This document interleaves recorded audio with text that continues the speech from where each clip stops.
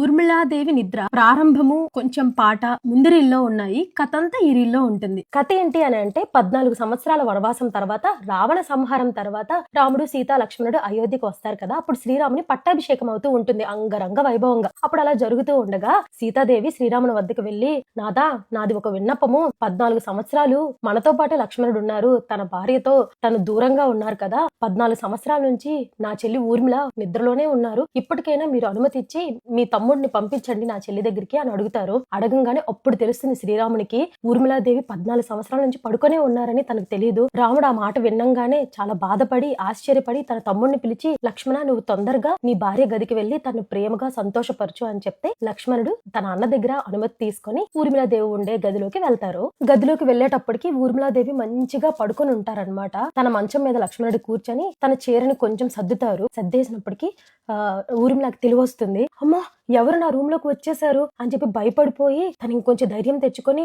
ఎవరు మీరు పరాయి భార్య గదిలోకి మీకు రావడానికి ఎంత ధైర్యమో, అసలు నేను ఎవరో తెలుసా, అసలు మీరిలా నా రూమ్ లోకి వచ్చారని నా తండ్రి జనకునికి తెలిసినా, నా బావ రాముడికి తెలిసినా, నా అక్క మరిది తెలిసినా అదే లక్ష్మణుడికి అండి ఇంకా అయిపోతుంది మీ పని. ఆయనని ఇలా పరాయి భార్య మీద కన్ను వేయడం వల్లే కదా ఇంద్రుడికి ఒళ్ళంతా కళ్ళైపోయాయి, పరాయి భార్యని కోరుకోవడం వల్లనే కదా రావణాసురుడు చంపబడ్డాడు, అన్ని తెలుసుకోడు నువ్వు ఎలా వచ్చావు వేరే వాళ్ళ రూమ్ లోకి, అయినా దీని వల్ల నాకు ఎంత అపకీర్తి వస్తుంది అని చాలా భయపడుతూ బాధపడుతూ ఉంటుంది. అప్పుడు వెంటనే లక్ష్మణుడు, ఓహో తినికి ఆ నిద్రమత్తులో ఉంది కదా, ఏమీ అర్థం కావట్లేదేమో, గుర్తుపట్టలేదేమో అని, నేను జనక మహారాజుకి అల్లుడిని అంటే, జనక మహారాజా ఆయనెవరు, ప్రపంచంలో చాలా మంది జనకులు ఉంటారే అని అంటారనమాట. నేను శ్రీరాముని తమ్ముడు అంటే, శ్రీరాముడు అని ఒక పేరు కూడా ఉందా అని అడుగుతారు. నేను సీతాదేవి మరిదిని అంటే, సీతనా ఆ పేరు నేను ఎప్పుడు వినలేదే అని ఊర్మిళాదేవి అంటారు. వాళ్ళెవ్వరూ తెలీదు అనటము నిద్రమత్తేనా అవ్వచ్చు, వాళ్ళంతా తనని తీసుకువెళ్ళలేదని అలక కూడా అవ్వచ్చు, ఇంకా లాభం లేదని ఊర్మిళ నేను నీ భర్తని నిన్ను ఈ 14 సంవత్సరాలు దూరం పెట్టి నేను ఎంతో బాధపడ్డాను, చాలా ఆవేదన చెందాను, నాకు కనీసం నిద్ర లేదు, భోజనం లేదు, నువ్విలా నన్ను మర్చిపోతే నేను ఎలా బతకాలి, నేను ఇంకా బతికి ఏం ప్రయోజనం, నేను ఇంకా చచ్చిపోతాను అని చెప్పి ఈ లక్ష్మణుడు తన వరలో ఉండే